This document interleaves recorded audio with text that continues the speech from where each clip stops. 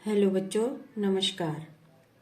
आज हम वर्ण विचार का जो पिछला वीडियो था उसमें हमने वर्ण पढ़ा था और आज हम स्वर के बारे में इस वीडियो में पढ़ेंगे। तो चलिए शुरू करते हैं अपनी क्लास। अब देखिए, सबसे पहले वर्णमाला के कितने भाग होते हैं? 2। कितने भाग होते हैं वर्णमाला के? 2 भाग होते हैं। कौन कौन से? एक स्वर और दूसरा व्यंजन। स्वर किसे कहते हैं? सबसे पहले हम पढ़ेंगे स्वर के स्वर किसे कहते हैं। स्वर हम उन ध्वनियों को कहते हैं जो बिना किसी अन्य वर्णों की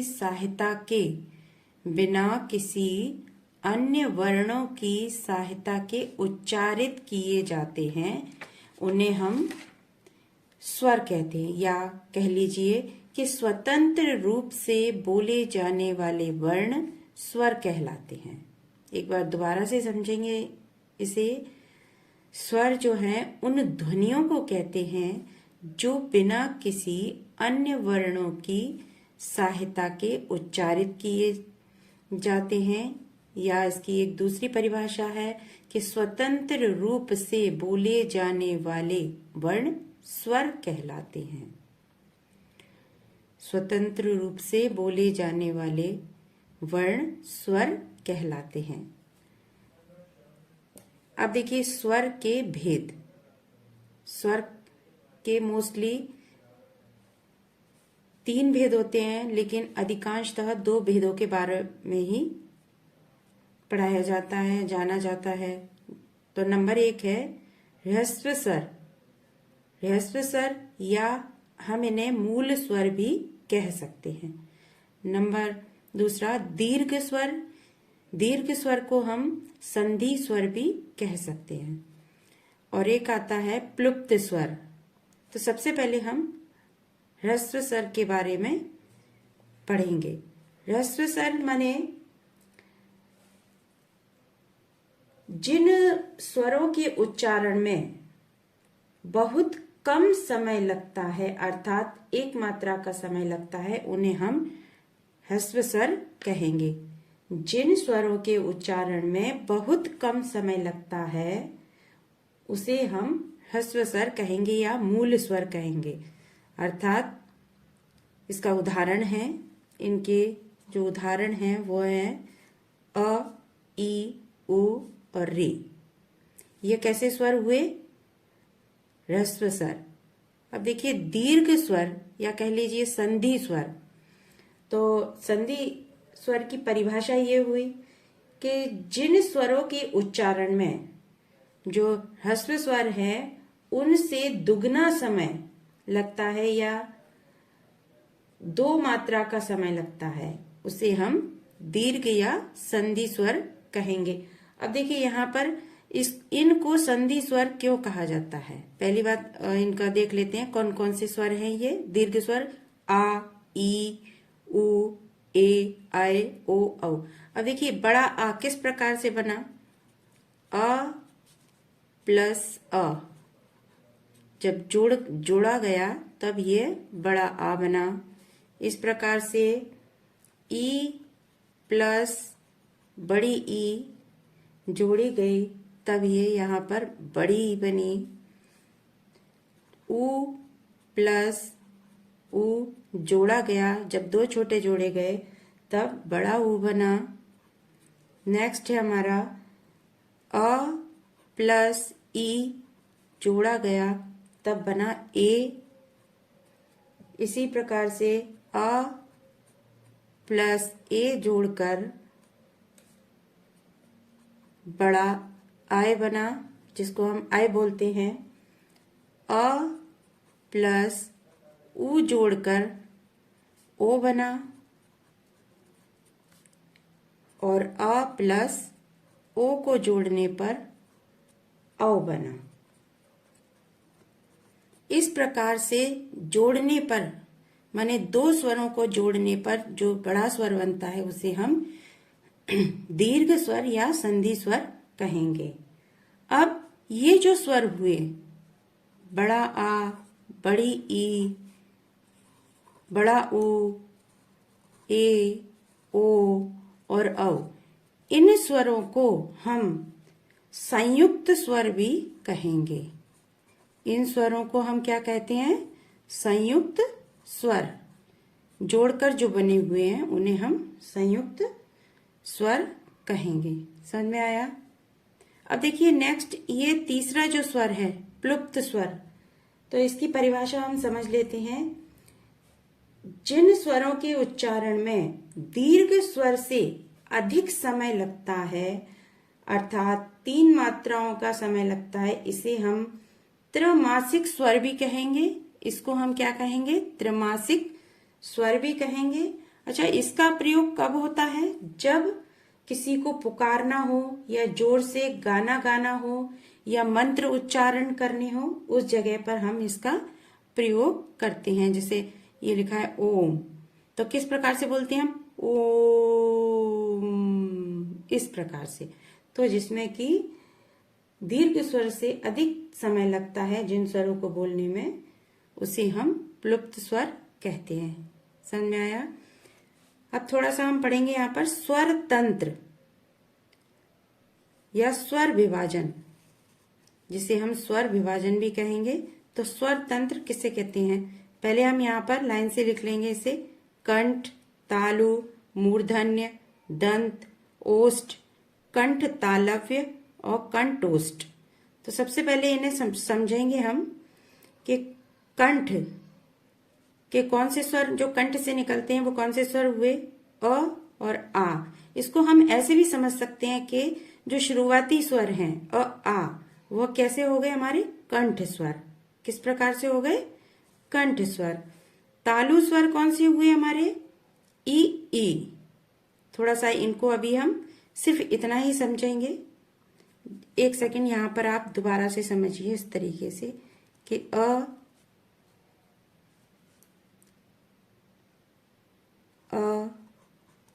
ई ई ई, उ ऊ, री, ए ऐ, ओ औ। अब देखिए शुरुआती जो हुए अ आ, वो हो गए हमारे कंठ। तालु कौन से हो गए हमारे? ई, जो तालव्य से निकलते हैं जो स्वर ई ई। अब आप खुद भी प्रैक्टिस करके बोल के देख सकते हैं। ई ई, ये तालव्य से निकल रहे हैं। इसमें मूर्धन्य स्वर जो है वो कैसा है? री। और इनमें जो दंत स्वर है वो कोई नहीं है। ओष्ठ स्वर कौन सा है? जैसे उ ऊ, ओ ओ, उ ऊ, ओ ओ। अब देखिए यहाँ पे एक छोटी सी चीज है, उसे आप समझेंगे। यदि प्रश्न आ जाता है, यदि ऐसे आता है प्रश्न कि ओष्ठ स्वर कौन से हैं, तो वहां पर उ ऊ, ओ औ, ये हम चारों लिख सकते हैं। लेकिन यदि कंठ ओष्ठ आ जाता है, कंठ ओष्ठ आ जाता है, तो सिर्फ हम क्या लिखेंगे? ओ औ। कंठोष्ठ में क्या आएगा हमारा? ओ औ।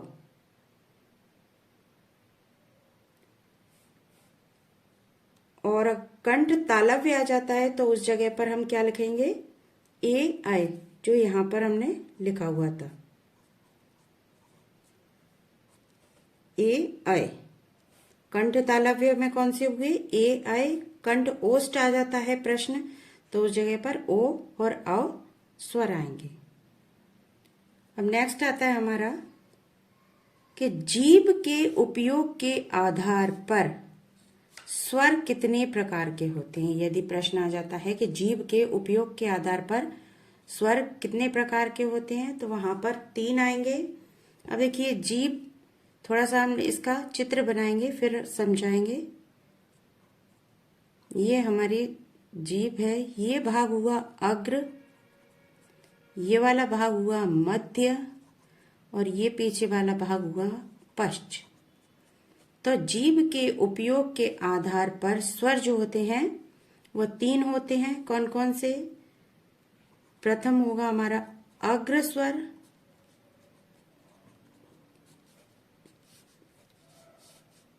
द्वितीय होगा हमारा मध्य स्वर, और तीसरा होगा हमारा पश्च स्वर। अब देखिए इनके समझेंगे किस प्रकार से हम कि कौन से स्वर निकल रहे हैं। कि अग्र स्वर क्या हो, परिभाषा अगर जाने इसकी तो किस प्रकार से लिखेंगे कि बोलने में हमारी जो जीभ का अग्र वाला भाग उठता है, उन्हें स्वरों को हम अग्र स्वर कहेंगे। जैसे ई, ए, आए। बोल के देखिए, ई, ए, आए। ये अग्र स्वर हुए क्योंकि जीभ का हमारा आगे वाला भाग जीभ का उठ रहा है। मध्य स्वर कौन से हुए? बोलने में जीभ हमारी जो समान अवस्था में रहती है, जिन स्वरों को बोलने में हमारी जीभ समान अवस्था में रहती है, उन स्वरों को हम मध्य स्वर कहेंगे। तो इसका कौन सा स्वर आएगा इस जगह पर? केवल अ। अब आप बोल के देखिए, आ को बोल रहे हैं तो हमारी जीभ बिल्कुल भी नहीं उठ रही है, तो मध्य स्वर कौन सा हुआ? अ। इसी प्रकार से पश्च स्वर क्या है? बोलने में जीभ का जो पिछला वाला भाग है, माने पश्च भाग है, वह उठता है। जिन स्वरों को बोलने में हमारी जीभ का पिछला वाला भाग उठता है, उन स्वरों को हम पश्च स्वर कहते हैं। जैसे आ, उ, ओ और औ। बोल के देखिए, आ, उ, ओ, औ। इस प्रकार से आप खुद से प्रैक्टिस करके भी समझ सकते हैं, ताकि आपको कभी भी यह आप भूलें ना। अग्र स्वर, मध्य स्वर और पश्च स्वर। नेक्स्ट आता है हमारा मुख खुलने के आधार पर स्वरों की संख्या। मुख खुलने के आधार पर स्वरों की संख्या कितनी हुई? 4। अब देखिए कौन से होते हैं। नंबर 1 विवृत स्वर, विवृत स्वर। दूसरा हुआ हमारा अर्ध व्रत स्वर, अर्धव्रत स्वर। और तीसरे हुए हमारे संवृत स्वर। और चौथे नंबर पर है हमारे अर्ध संवृत स्वर। अब देखिए, पहला विव्रत स्वर, दूसरा अर्धव्रत स्वर, तीसरा संवृत स्वर और चौथा अर्ध संवृत स्वर। पहला, दूसरा और तीसरा, ये चौथा। तो सबसे पहले हम विव्रत स्वर पढ़ेंगे। विव्रत स्वर क्या है? अब मैंने ये बोला कि मुख खुलने के आधार पर, तो देखिए जिन स्वरों के उच्चारण में हमारा जो मुख है वह पूरा खुलता है, जिन स्वरों के उच्चारण में हमारा मुख पूरा खुलता है, उन स्वरों को हम विव्रत स्वर कहेंगे। अब आप थोड़ा सा स्वरों को बोलकर देखिए तो कौन सा आएगा विव्रत स्वर में? आ माने पूरा मुंह खुल रहा है हमारा, तो विव्रत स्वर कौन सा हुआ हमारा? आ। अब देखिए अर्ध व्रत स्वर, जिन स्वरों के उच्चारण में मुंह आधा खुलता है, देखिए जैसे कि परिभाषा से ही पता चल रहा है अर्धव्रत स्वर के आधा खुलता है, जिन स्वरों के उच्चारण में हमारा मुख आधा खुलता है, उन स्वरों को अर्धव्रत स्वर कहते हैं। तो वो कौन से स्वर हुए? वो हुए हमारे अ, ए और ओ, अ, ए और ओ, अ, ए, ओ बोल के भी आप देख सकते हैं। संवृत स्वर कौन से हुए हमारे?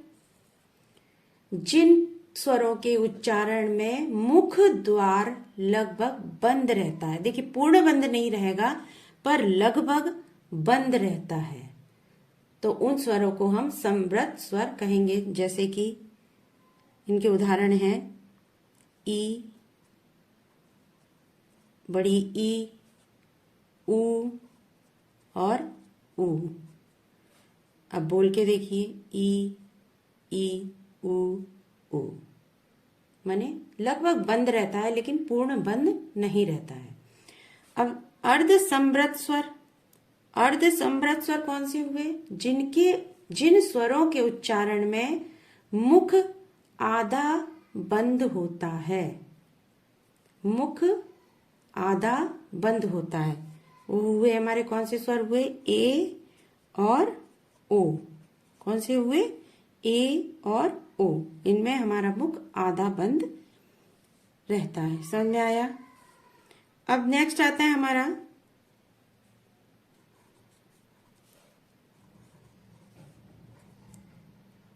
होठों की आकृति के आधार पर स्वरों की संख्या। होठों की आकृति के आधार पर स्वरों की संख्या कितनी हुई? 2। अब कौन कौन से? एक तो है